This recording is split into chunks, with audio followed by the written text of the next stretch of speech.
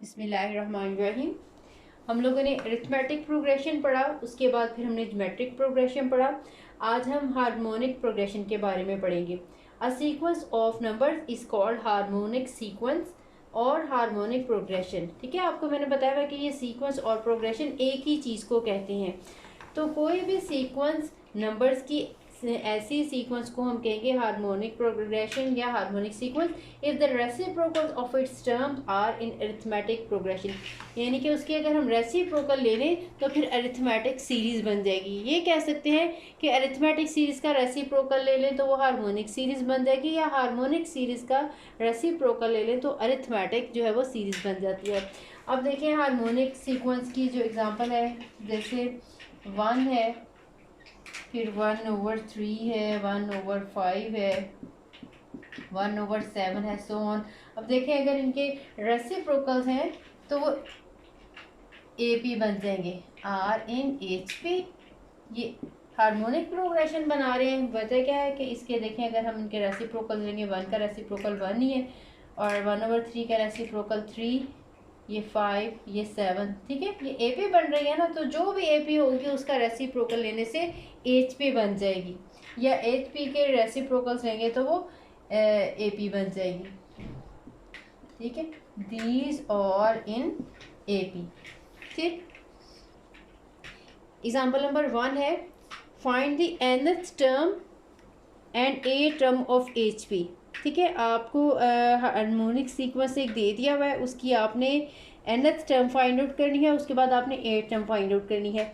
अब देखें जैसे मैंने आपको बताया ये वही सीक्वेंस है, अगर इसके रेसिप्रोकल ले लें तो अरिथमेटिक बन जाएगा। हमने जो भी कोई भी प्रॉब्लम सॉल्व करनी है जिस तरह का भी, तो पहले हम हार्मोनिक सीक्वेंस का रेसिप्रोकल लेंगे, अरिथमेटिक प्रोग्रेशन उसका बनाएंगे, अरिथमेटिक प्रोग्रेशन वाला फार्मूला जो है उसी से उसको सॉल्व करेंगे। सॉल्व करने के बाद दोबारा आंसर जो है हमने HP की फॉर्म में देना है।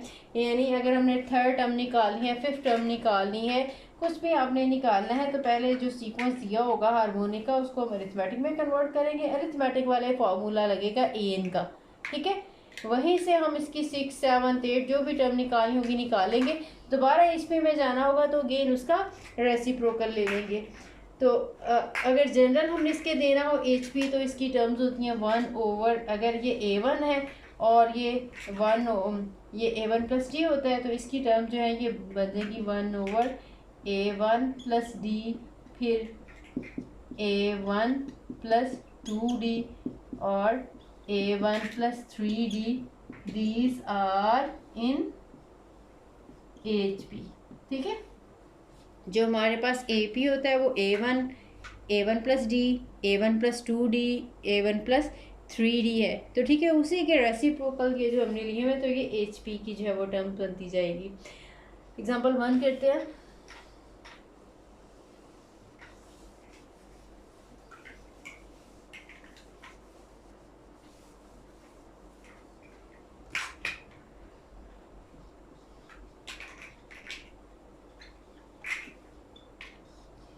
ये पेज नंबर 219 है।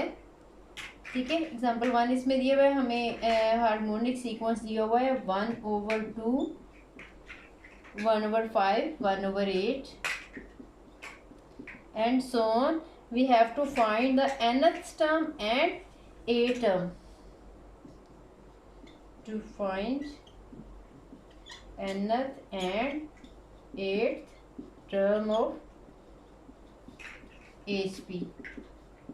ठीक है, अब हमें नहीं भी दिया हुआ कि इसमें ये HP है तो पहले हम इसको रेसिप्रोकल लेके चेक कर लेंगे कि क्या ये HP है। ठीक है, इसमें तो मेंशन है क्वेश्चन में, एग्जांपल में, कि ये HP है। ठीक है, अब हम क्या करते हैं, इनके रेसिप्रोकल ले लेते हैं। 2, 5, 8 so on are in AP। ठीक है, अगर ये चीज़ें जो थी, ये वाली टर्म्स जो थी, ये वाले नंबर जो थे ये HP में थे, तो अब ये वाला जो इन नंबर्स के रेसिप्रोकल्स हैं, अब ये जो हमारे पास सीक्वेंस बना है ये अरिथमेटिक सीक्वेंस या अरिथमेटिक प्रोग्रेशन बन गया है। अब अरिथमेटिक वाला फार्मूला लगा के इसके n टर्म निकालेंगे। AN जो है वो अरिथमेटिक का आपको पता है A1 + n - 1 × D है। यहाँ से A1 की वैल्यू जो है वो 2 है जो डी है 5 minus 2 that is equals to 3। इसी तरह से 8 माइनस 5 करेंगे तो वो भी 3 आ जाएगा। ठीक है, so A N is equals to 2 plus N minus 1 into 3 that is equals to 2 plus 3n minus 3 is equals to ये 2 माइनस 3 करेंगे तो माइनस 1 प्लस 3n या 3n माइनस 1, जिस तरह से मर्जी लिख लें। तो ये हमारे पास वैल्यू आ जाएगी 3n माइनस 1। हमारे पास nth टर्म आ गई है ये इसकी AP की। ठीक है, इसी तरह से हमने 8th टर्म निकाली है, आप इसके साथ लिख लें चाहे nth टर्म ऑफ AP। ठीक है, ये आपने फार्मूला जो लिखा है ये nth टर्म ऑफ AP लिया है, तो ये जो हमारी अब टर्म निकली है ये nth टर्म ऑफ AP है। इसी तरह से हम लिखेंगे 8th term of AP A is equals to, ये कह लें या A8 equals to A1 plus 8 minus 1 into D, इसी में लगा लें, या आप ये जो आपने जनरल टर्म वाला फार्मूला लगाया है इसमें लगा। ठीक है, एक ही बात है, आप यहाँ से ये वाला फार्मूला लिख के लगा लें तभी वही बात है, या ये जो हमने फार्मूला इसका जनरल फार्मूला निकाला था इसमें रख के देख लेंगे तो आंसर सेम ही आएगा। देखिए यहाँ पे हमारे पास है 2 plus 7 D is equals to 3 आ जाएगा, 2 प्लस 21 आ जाएगा और ये आंसर आ जाएगा 23। अगर इस हमारे फार्मूला में अगर हम रखेंगे तो फिर भी हमारे पास आपने ये 8 टर्म निकालनी है। 8 3 आर 24, 24 माइनस 1 करेंगे तो वो यही 23 आ जाएगा। आपकी अपनी मर्जी है, ये जो हमने वैसे जनरल फार्मूला इसका ड्राइव कर लिया, बेहतर है कि यहीं से निकाल लें, अदरवाइज इसको यहाँ से भी निकालेंगे तो तब भी ये ठीक है। ठीक है, हमारे पास 8th टर्म भी आ गई और nth टर्म भी आ गई, लेकिन ये nth टर्म और 8th टर्म जो है ये AP की है, आपने फाइंड आउट करनी थी HP की टर्म। तो हम क्या करेंगे, हम यहाँ पे एक दफ़ा लिख लेते हैं nth term of AP is equals to 3n minus 1 and 8th term of AP is equals to 23. So nth term HP will be equals to 1 over 3n minus 1। ठीक है, इसका आपने रेसिप्रोकल लिख लेना है तो वो HP की nth टर्म बन जाएगी। इसी तरह से 8th टर्म इसकी आपने फाइंड आउट करनी है, तो जो आपने ये वाली 8 टर्म निकाली है इसको लिखेंगे 1 ओवर 23। यही दो चीज़ें आपने बतानी थी, nth टर्म इसकी बतानी थी और इसकी जनरल टर्म बतानी थी, तो दोनों आपके पास आंसर्स आ गए हैं। नेक्स्ट हम पढ़ेंगे relation between arithmetic, geometric and harmonic mean, कि इनका आपस में क्या रिलेशन है। अब आपको पता है अरिथमेटिक अगर आपने ए और बी के बिटवीन जो है वो निकालना हो तो अरिथमेटिक मीन का फार्मूला आप लिखते हैं a प्लस बी बाई 2। अगर आपने ज्योमेट्रिक मीन निकालना हो किसी 2 नंबर्स के बिटवीन तो हम लिखते हैं ए बी इसका स्क्वायर रूट। ठीक है, पॉजिटिव नेगेटिव दोनों हो सकते हैं। इसी तरह से अगर हार्मोनिक मीन आपने निकालना होगा तो वो आ जाएगा 2ab और a प्लस बी।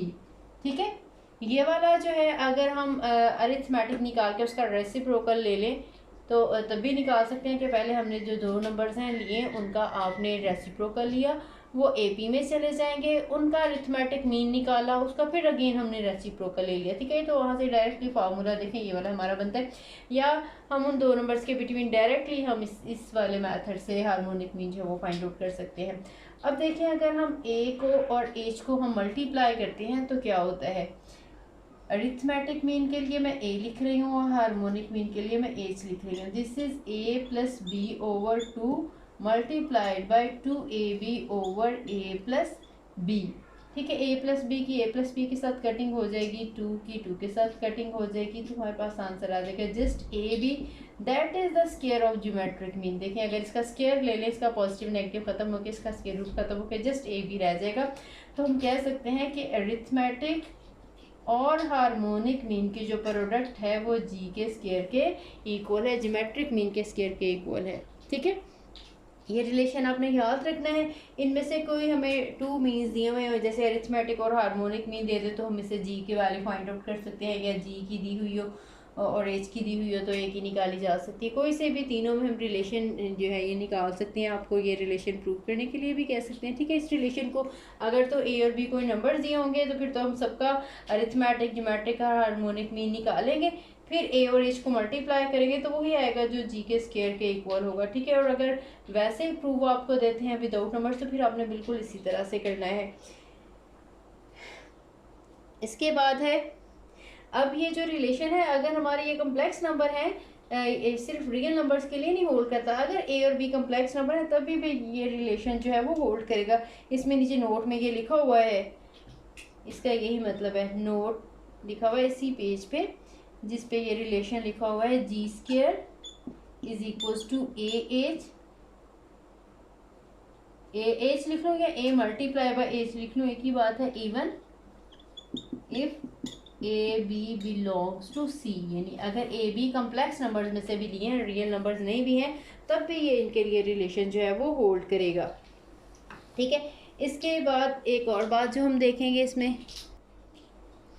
अब अगर देखें ए बी हम ग्रेटर देन, फर्स्ट एक रिजल्ट है, ए बी ग्रेटर देन 0 हो, बी बी ग्रेटर देन 0, यानी ए बी पॉजिटिव नंबर हो और बी भी पॉजिटिव नंबर हो, तो ए का आंसर जो है सबसे बड़ा ए का आंसर आएगा, A is greater than G and G will be greater than H. अगर दोनों पॉजिटिव नंबर तो फिर हमने जो जी है वो भी यहाँ पे पॉजिटिव वाला लेना है, ए बी का स्क्वायर रूट पॉजिटिव वाला, ठीक है। तब ये कंडीशन होल्ड करेगी, यानी दोनों कोई से पॉजिटिव नंबर है, जैसे ए 3 है, बी जो है इसका 8 है, तो इनमें अरिथमेटिक मीन सबसे बड़ा आएगा उसका आंसर, उसके बाद फिर ज्योमेट्रिक मीन का आंसर आएगा, उसके बाद फिर एंड पे जो सबसे छोटा आंसर होगा वो हार्मोनिक मीन का होगा, ठीक है। ये दोनों पॉजिटिव नंबर है तो उसका ज्योमेट्रिक मीन भी यहाँ पे हम पॉजिटिव वाला लेंगे, ठीक है। और इसी तरह से इसका सेकेंड पार्ट है, अगर हम ए भी नेगेटिव ले रहे हैं, बी भी नेगेटिव, लेस देन 0 भी नेगेटिव, तब यहाँ पे ए का आंसर आएगा less than G, this one should be less than H, sorry. अब अगर ये नेगेटिव नंबर्स हम ले ले तो इस वाले में हम जी लेंगे वो नेगेटिव वाला लेंगे, ठीक है। अगर ये दोनों नेगेटिव नंबर हैं तो इसका जी भी हम नेगेटिव कंसीडर करेंगे, अगर दोनों नंबर पॉजिटिव हैं तो फिर इसका हम पॉजिटिव वाला कंसीडर करेंगे, ठीक है। अगर एक पॉजिटिव एक नेगेटिव हो फिर वो कम्प्लेक्स नंबर में चला जाएगा, और कम्प्लेक्स नंबर्स में मैंने आपको पहले भी बताया था कि इसमें ऑर्डरिंग प्रॉपर्टी नहीं होती, इसमें हम छोटे बड़े का कॉन्सेप्ट नहीं होता। जैसे रियल नंबर में हम कहते हैं 3 इज ग्रेटर देन 2, तो लेकिन कोई भी इमेजिनरी नंबर ऐसा नहीं हम कह सकते हैं 2 plus iota is less than 4 plus iota, ठीक है, ऐसा नहीं होता। जो कम्प्लेक्स नंबर है इसमें छोटे बड़े का कोई भी कॉन्सेप्ट नहीं है, कोई भी जो है कम्प्लेक्स नंबर जस्ट एक पॉइंट को शो कर रहा होता है, इनमें हम छोटे बड़े की बात नहीं कर रहे होते, ठीक है। इसलिए हम इस वाले में दोनों या पॉजिटिव नंबर की बात करेंगे, पॉजिटिव होंगे तो ये हम इसका ज्योमेट्रिक मीन भी पॉजिटिव कंसीडर करेंगे, अगर नेगेटिव होगा तो फिर इसको भी हम नेगेटिव कंसीडर करेंगे। अगर ये एक पॉजिटिव एक नेगेटिव हो तो देखें ये स्क्वायर रूट के अंदर नेगेटिव आ जाता है, जिसकी वजह से इस टर्म में आयोटा आ जाएगा, ठीक है। हम इसलिए या दोनों पॉजिटिव ले रहे हैं या दोनों नेगेटिव ले रहे हैं, तब ये होल्ड करेगी ये वाली दोनों कंडीशन। पॉजिटिव लेंगे, ए हमेशा जो है ज्योमेट्रिक मीन हमेशा दरमियान में आएगा, अगर पॉजिटिव है तो अरिथमेटिक मीन का आंसर सबसे बड़ा आएगा और हार्मोनिक मीन का आंसर सबसे छोटा आएगा। लेकिन अगर हम नेगेटिव नंबर लेंगे तो अरिथमेटिक मीन का आंसर सबसे छोटा होगा और हार्मोनिक मीन का आंसर सबसे बड़ा होगा, ठीक है। ये भी अगर हमें प्रूव करने के लिए नंबर्स के साथ कहते हैं तब भी हम इसको प्रूव कर सकते हैं, अदरवाइज़ अगर हमें एक्सेस के कुछ क्वेश्चंस भी हैं और इसमें हमें जो है वो प्रूफ दिया हुआ है तो अगर हमें क्वेश्चन में कहेंगे तो फिर वो भी हम इसका प्रूफ कर लेते हैं।